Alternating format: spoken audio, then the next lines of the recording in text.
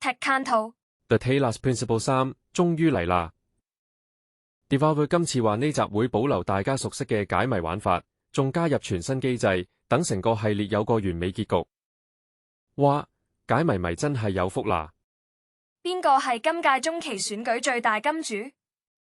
Andreessen Horowitz 呢間風投公司已經捐咗1.155億美元，成為最大捐款者，政治影響力越嚟越大。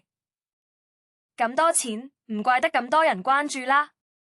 Netflix 搞錯咗 Devil May Cry 主角個名，件 T 恤將但丁同維吉爾個名串錯咗 ，Netflix 唯有召回呢批官方商品，真係好尷尬。咁大間公司都犯呢啲低級錯誤 ，fans 實嬲爆啦。Xbox 出新功能幫你整理遊戲庫。Microsoft 測試緊新啟動體驗，等玩家可以更容易揾到自己想玩嘅遊戲，遊戲庫冇咁亂。終於唔使喺幾百個遊戲入面揾嚟揾去啦。OpenAI 支持兒童網上安全法案，呢個法案獲得新動力。OpenAI 公開表示支持，外界認為對保護小朋友上網安全好重要。科技公司開始關注呢件事，係好事嚟。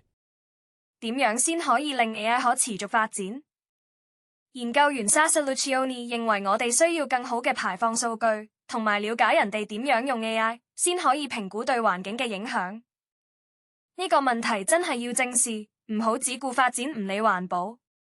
訂閱我哋，再見。